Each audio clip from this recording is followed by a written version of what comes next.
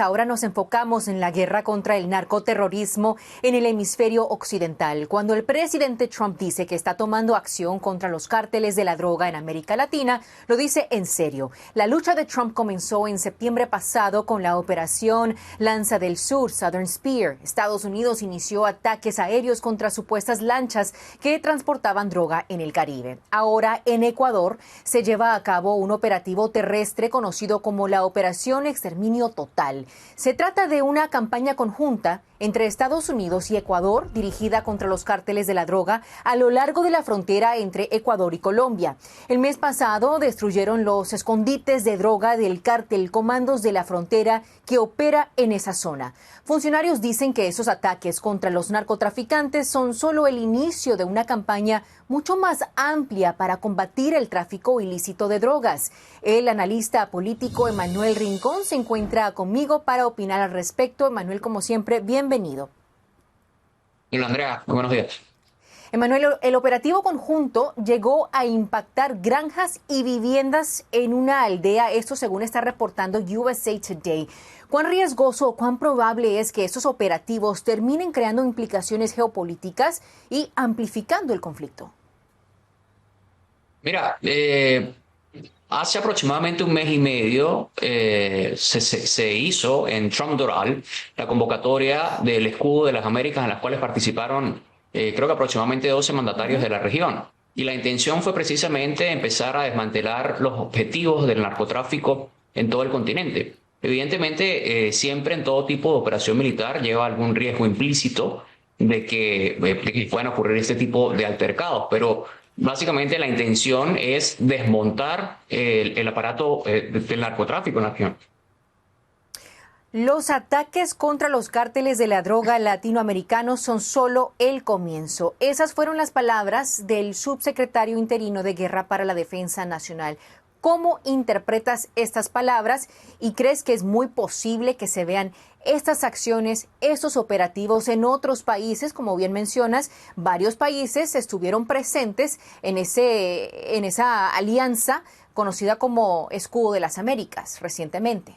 Y el subsecretario de Guerra, Joseph Mayer, dijo muy claramente que básicamente para los Estados Unidos es una prioridad redefinir lo que es la doctrina Monroe. La doctrina Monroe se había establecido como tratar de establecer los intereses geopolíticos de Estados Unidos en diferentes latitudes y hoy se ha concentrado en lo que abarca el continente americano, iniciando desde el norte de los Estados Unidos y avanzando hasta el sur, hasta la Patagonia Argentina. Entonces, todo esto básicamente nos da a entender de que hay un reordenamiento. De hecho, el senador Lee dijo hace un par de días también de que toda la doctrina o que Europa iba a pasar a un segundo plano para los intereses geopolíticos de los Estados Unidos y que ahora se pasaría a cuidar el continente americano.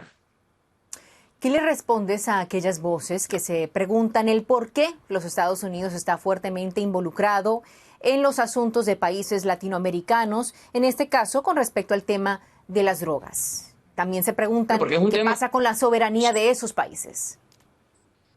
Bueno, al presidente Daniel Noboa lo entrevistaron hace 4 días, creo que desde Bloomberg, y el presidente Noboa dejó claro que básicamente lo mismo. Se ha firmado un convenio entre los Estados Unidos y diferentes países de la región. Ellos han aceptado tal iniciativa y no hay, digamos, una injerencia implícita o un forzamiento de Washington a aplicar estas acciones militares, sino que básicamente están colaborando con los países de América Latina para poder desmantelar estos grupos criminales y terroristas.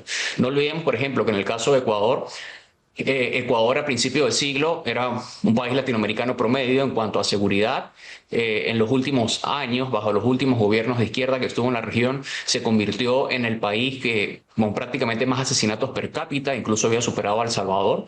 Y básicamente, pues bueno, para poder reordenar o recomponer todo esto, es necesario, digamos, implementar una fuerza superior. Y en este caso, pues la fuerza superior es el gobierno y el ejército de los Estados Unidos, que puede prestar estos operativos para desmantelar estas estructuras criminales. Y no es algo nuevo. En Colombia ya eso hace más de 20 años. Washington lleva mucho tiempo cooperando con las autoridades colombianas para desmantelar los carteles de narcotráfico y ahora sencillamente se está expandiendo a otros países de la región. México tiene un gravísimo problema con las drogas y obviamente no participa en esta alianza. ¿Qué esperas haga Estados Unidos al respecto? Bueno, con México es un tanto diferente, hay otro tipo de acuerdos Ujú. preestablecidos, hay también otros mecanismos para forzar la voluntad del gobierno de México, como es el Tratado de Libre Comercio. México depende en muy gran medida de la compra que hagan los estadounidenses de su manufactura. Y con México hay, evidentemente, empezando, pues sabemos que su presidenta